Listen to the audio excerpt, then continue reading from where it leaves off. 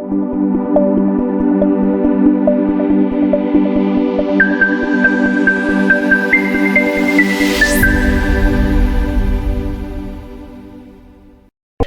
आदिवासी ऐसे ही नहीं बन जाता है।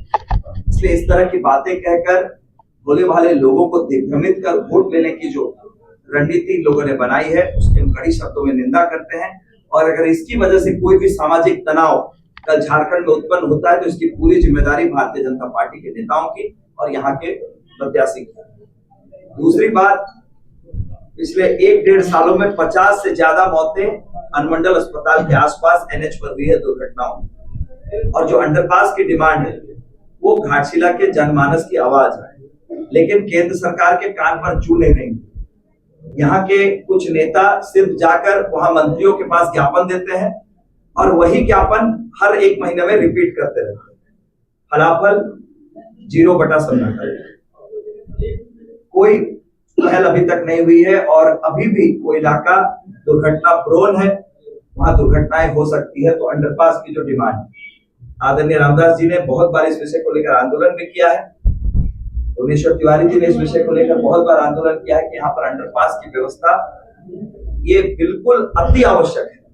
और इसकी वजह से जो NHAI की उदासीनता है, केंद्र सरकार की उदासीनता है, उसका जवाब भी भारतीय जनता पार्टी के नेताओं को देना चाहिए, जो लगातार आरोप लगा रहे राज्य सरकार पर कि व्यवस्था ठप हो चुकी है। तो इस व्यवस्था की फेलियर की जिम्मेदारी किसकी?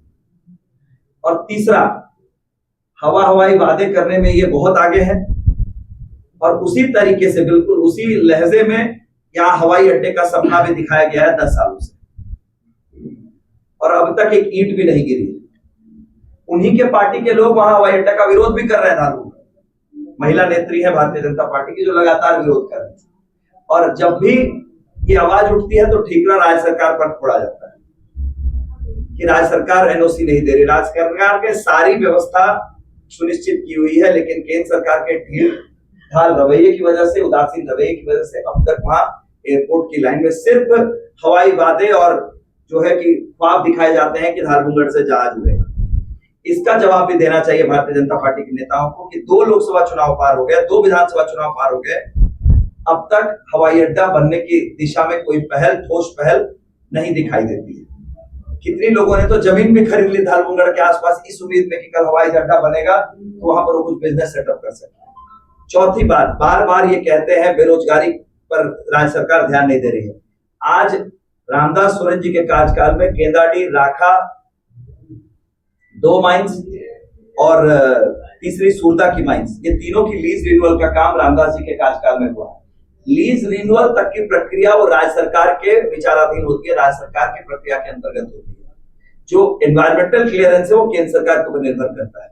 उसमें अगर नहीं मिल रहा है तो उसके लिए सीधे तौर पर केंद्र सरकार जिम्मेदार है। ऐसे महत्वपूर्ण मुद्दों पर जो सीधे तौर पर केंद्र सरकार से जुड़े हैं, चाहे वो रिजर्वेशन की बात हो, किसी पर्टिकुलर जाति को ST SC OBC बनाने की बात हो, एयरपोर्ट की बात हो, नेशनल हाईवे का अंडरपास बनाने की बात हो, या जो माइंस बंद पड़ी है, बेरोजगारी बढ़ रही है, उसे खुलवाने की बात, सीधे तौर पर इसके लिए केंद्र सरकार की जो असफलता है वो जिम्मेदार है। इसलिए जो लोग यहाँ आकर राज्य सरकार पर आरोप लगाकर समझ रहे हैं कि घाटशिला विधानसभा की जनता, भोली भाली जनता को बेवकूफ बनाएंगे, उनकी गलतफहमी आने वाले समय में दूर हो जाएगी। और जिस तरह से हर मोर्चे पर हेमंत सोरेन जी की सरकार इस देश, इस राज्य की जनता की सेवा कर रही है, ये निश्चित है कि आने वाले समय में घाटशिला विधानसभा के उपचुनाव में हमारे महागठबंधन के प्रत्याशी सोमेश चंद्र सोरेन जी को विशाल बहुमत से, और पिछली बार की तुलना में जिस तरह की भीड़ पिछले 3 जनसभाओं में उमड़ी है, 2 सभाएं आदरणीय कल्पना सोरेन जी ने की, एक माननीय मुख्यमंत्री महोदय ने की थी, उस भीड़ को और आप तुलना कर ले भारतीय जनता पार्टी की जो सभाएं हुई है, ये स्पष्ट है कि जनता का रुझान किधर। इसलिए इन बातों पर केंद्र सरकार की जो असफलता है, इन पर भारतीय जनता पार्टी के नेताओं को जवाब देना चाहिए, न कि अनर्गल आरोप लगाकर लोगों को दिग्भ्रमित करने की कोशिश करनी चाहिए। बहुत बहुत धन्यवाद। तो अब तो 5 साल निकल चुके हैं, केंद्र में किसकी सरकार है, HCL के लिए कौन जिम्मेदार है, ये पूछना चाहिए उनसे। कोई और सवाल? किस विशेष जाति को करने की बात? वो जो सम्मेलन जिस जाति का था उस जाति को कहा गया है। बता देते हैं, वीडियो पब्लिक डोमेन में उपलब्ध है। और जब इसकी जांच होगी तो वो भी सामने आ जाएगा किस जाति को उन्होंने। ओबीसी रिजर्वेशन की बात की आपने, पिछले कई समय से ओबीसी छात्रों को छात्रवृत्ति नहीं मिली है, कई छात्र मजदूरी कर रहे हैं। 900 से ज्यादा करोड़ रुपए बकाए हैं केंद्र सरकार के पास। माननीय मंत्री महोदय ने इसको स्पष्ट किया है, मैचिंग फंड है जो केंद्र सरकार रिलीज नहीं कर रही है, जिसके चलते ओबीसी की छात्रवृत्ति की राशि नहीं दी जाती। जिला बनाने का पुराना परिकल्पना आज तक पेंडिंग, तो स्पष्ट रामदास जी की सोच थी। अभी तो 1 ही साल हुआ है, 4 साल इस विधानसभा क्षेत्र की जनता ने उन्हें 2005 से बिल्कुल उसकी सभी जो समसामयिक जो भी व्यवस्था है, जो उसकी रिसर्च है, जो सर्वे है, वो सारा काम चल रहा है। और निश्चित रूप से हम सबकी मांग है, हम सबकी भावना है कि घाटशिला जिला बनना चाहिए।